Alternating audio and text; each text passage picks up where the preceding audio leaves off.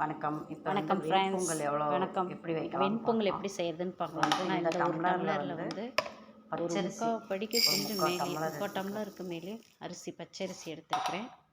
பச்சரிசி அது மீதி இருக்கிற அளவுக்கு டம்ளர் பாசிப்பருப்பு ரொம்ப ரெண்டையும் சரி. மீதி எவ்வளோ இருக்கு பாருங்க இடம், அந்த அளவுக்கு மட்டும் பாசிப்பருப்பு. இதில் வந்து பாசிப்பருப்பு நிறையா போட்டால் மதன்னு இருக்கும். பாசிப்பருப்பு போட்டு நல்லா அலசிக்கலாம். இது ஊற வைக்கணுன்ற அவசியம் இல்லை, ஏன்னா பச்சரிசியும் பாசிப்பருப்பு சீக்கிரம் வெந்துடும். இது கொட்டி நல்லா தண்ணி ஊற்றி அலசி குக்கரில் போட்டுட்டேன். இது ஒரு டம்ளர் கணக்குங்கிறதால 3 டம்ளர் தண்ணி ஊற்றிருக்கேன். அதே டம்ளரில் 3 டம்ளர் தண்ணி ஊற்றி தேவையான அளவு உப்பு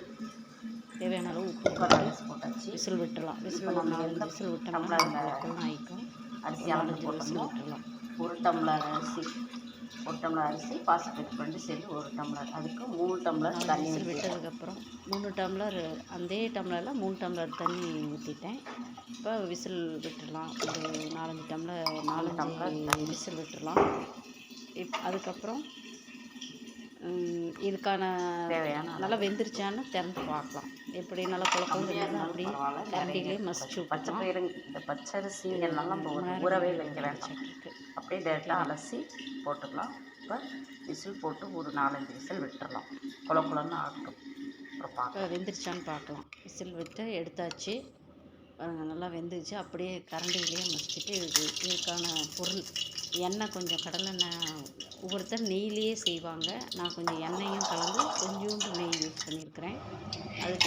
அதில் வந்து கொஞ்சம் முந்திரி பருப்பு போட்டு தாளித்து, கூட கொஞ்சம் காரத்துக்கு கொஞ்சம் பச்சை மிளகாய், ஒரே பச்சை மிளகாய் எடுத்து சின்னதாக கட் பண்ணி போட்டுட்டு கொஞ்சோண்டு இஞ்சி போட்டு எல்லாம் அப்படியே தாளித்து பொங்கலில் கொட்டிடலாம். பொங்கலில் கொட்டி அதை நல்லா ஒரு கிளறிட்டோம்னா நல்லா டேஸ்ட்டாக இருக்கும். ஒரே பச்சை மிளகாய் போதும், ஏன்னா மிளகும் போட்டிருக்கிறோம், பச்சை மிளகாயும் போட்டிருக்கோம்.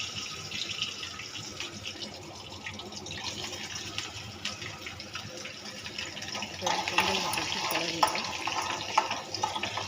அது நல்லா போட்டு கிளறிடணும். பொங்கலோடு அது கலந்து வர மாதிரி நல்லா கிளறிட்டோம்னா நல்லா குழப்பம்னு ஆகிருக்கும்.